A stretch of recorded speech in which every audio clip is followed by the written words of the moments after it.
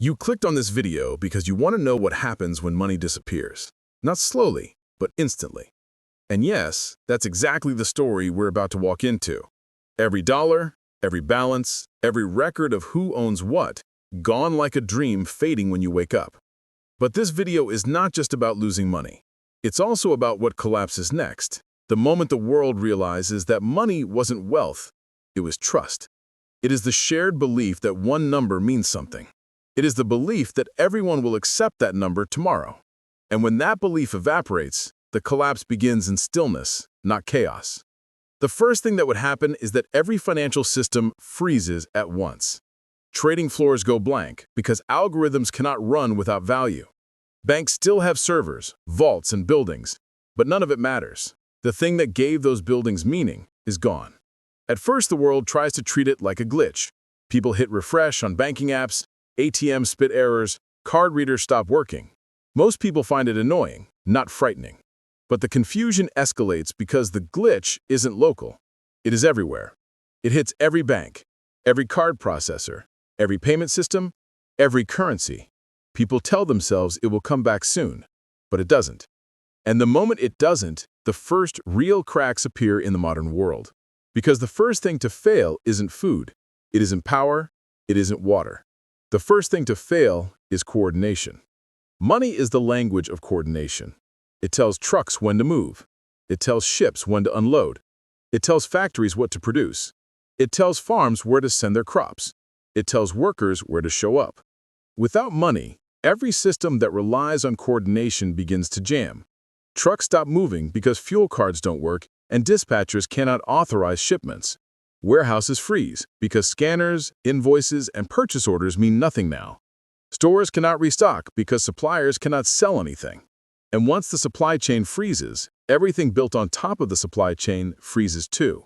Grocery stores run out of food, not instantly, but faster than anyone expects. Most big stores only keep a few days of stock on hand, but grocery stores could empty in 24 to 48 hours during panic buying. Without restocking, the shelves stay empty.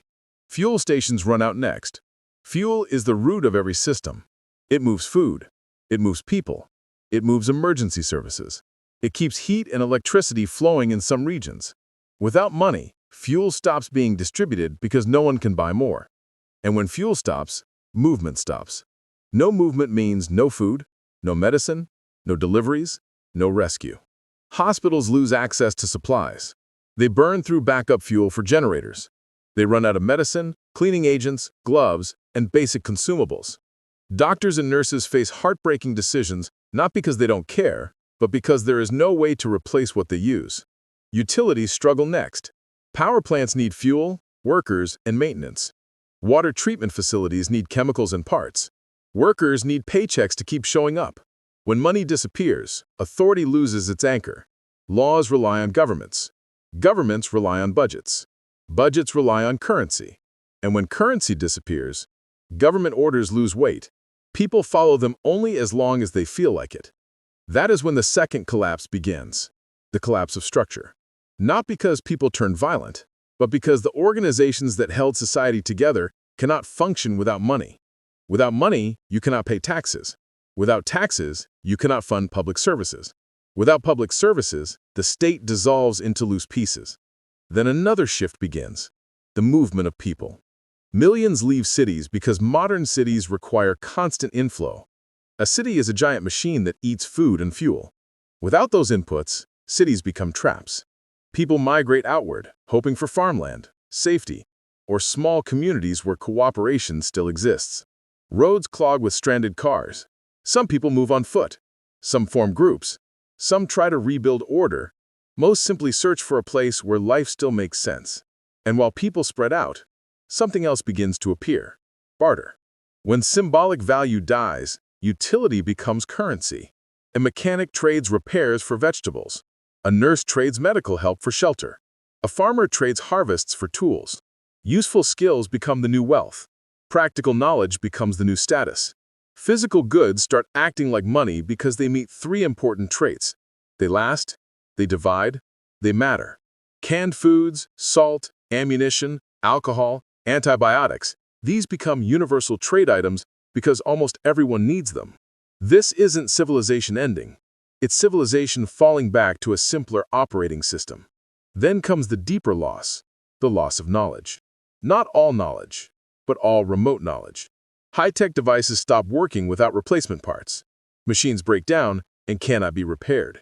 The global internet goes offline because servers need coordinated teams, continuous power, and replacement hardware.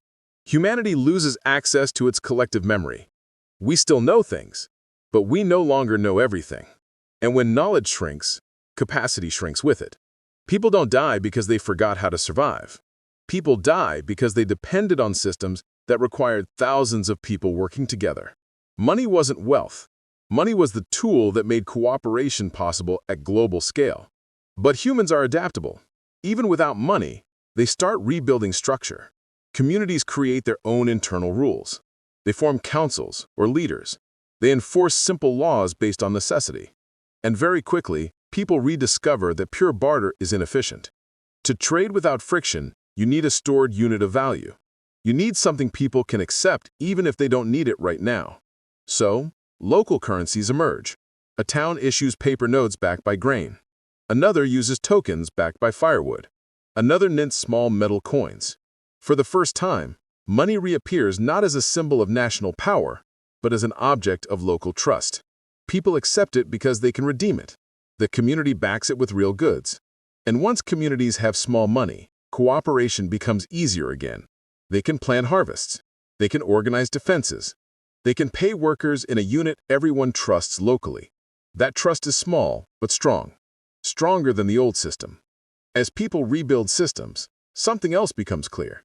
Civilization didn't disappear because money disappeared. Civilization disappeared because trust disappeared. The money was just a symbol. The trust was the substance. Losing money showed how much society relied on invisible agreements. The agreement that food will be delivered. The agreement that jobs will be paid.